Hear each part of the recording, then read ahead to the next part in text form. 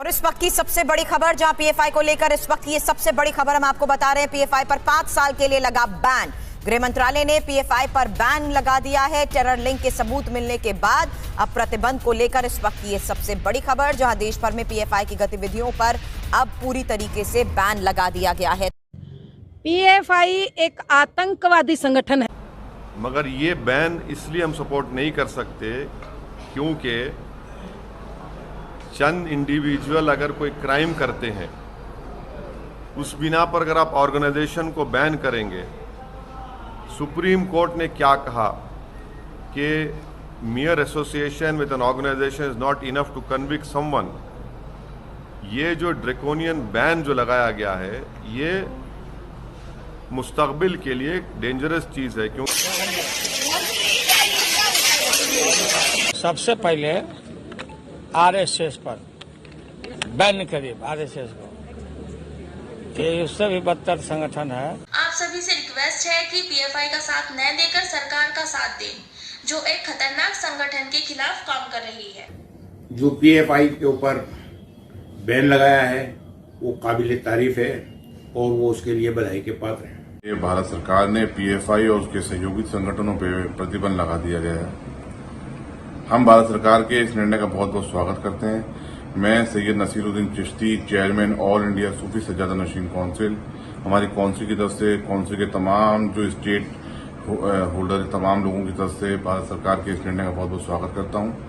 हमने भारत सरकार से पहले यही डिमांड करी थी कि इस संगठन के खिलाफ यदि पूरे एविडेंस है तो इस पर जल्द से जल्द बैन लगाया जाए। और ये बैन उन लोगों के लिए एक सबक है जो देश विरोधी गतिविधियों में शामिल रहते हैं, जो संगठन देश के आइन के खिलाफ जाके काम करते हैं, उनके लिए ये बहुत बड़ा सबक है। वो देखें कि देश की सुरक्षा से बढ़कर कुछ भी नहीं। हम भारत सरकार के इस निर्णय का बहुत बहुत स्वागत करते हैं। मैं देश के युवाओं से, खासतौर से मुसलमानों से अपील करता हूं कि भारत सरकार के इस निर्णय को बहुत पॉजिटिव वे मिले। ये देश हित में बहुत जरूरी था। इस निर्णय में भारत सरकार का सपोर्ट करें और आगे भी यदि कोई ऐसे संगठन पाए जाते हैं जो देश विरोधी गतिविधियों में शामिल है, उनके खिलाफ भी ऐसी कार्रवाई होनी चाहिए। आप सभी को नमस्कार। मैं आज खबर मिली है कि भारत सरकार ने पॉपुलर फ्रंट ऑफ इंडिया यानी कि पीएफआई, जो भारत में मुस्लिम समाज, खास करके दक्षिण भारत में मुस्लिम समाज के अंदर कॉन्स्टिट्यूशनल वैल्यूज यानी कि संविधान के जो हक, संविधान के बारे में जो अवेयरनेस ला रही थी और बहुत सारे वेलफेयर एक्टिविटीज़ कर रही थी साउथ इंडियन स्टेट्स में, काफ़ी खास करके मुस्लिम समाज में, तो वो ऑर्गेनाइजेशन को आज बैन किया गया है। ये बहुत खंडनीय है, ये नहीं होना चाहिए था। और जिस सबूत के ऊपर भारत सरकार ने ये फैसला लिया है, वो सबूत के ऊपर हमको, न केवल मेरे को, बहुत सारे लोगों को शक है। और सिर्फ 3 राज्यों का रिकमेंडेशन पे, एक उत्तर प्रदेश, दूसरा गुजरात और तीसरा कर्नाटका, सिर्फ 28 राज्य है अपने पास, 3 राज्यों के रिकमेंडेशन के ऊपर ये ऑर्गेनाइजेशन को बैन किया है। ये भी बहुत खंडनीय है। तो मैं ये सवाल भारत सरकार को पूछता हूँ, जो समझौता एक्सप्रेस में ब्लास्ट हुई और मालेगांव के ब्लास्ट हुई, मक्का मस्जिद के ब्लास्ट हुई, अजमेर के दरगाह में ब्लास्ट हुई और कई शहरों में दंगा फसाद हुई, जिस ऑर्गेनाइजेशन जो आरएसएस है, उसका एफिलिएट्स है, उसके बारे में क्यों बयान नहीं हो रही है? उसके खिलाफ भी सबूत बहुत ज़्यादा है और कई तफ्तीशों में उसका एस्टेब्लिश हो गया कि ये एफिलिएटेड ऑर्गेनाइजेशन, आरएसएस का एफिलिएटेड ऑर्गेनाइजेशन इसमें पार्टिसिपेट किया है। इसीलिए मैं भारत सरकार को ये भी डिमांड करता हूँ कि अगर आप पॉपुलर फ्रंट ऑफ इंडिया को जब बैन करते, आरएसएस को भी बैन करना चाहिए। यही हमारा डिमांड है। तो आप सभी को धन्यवाद।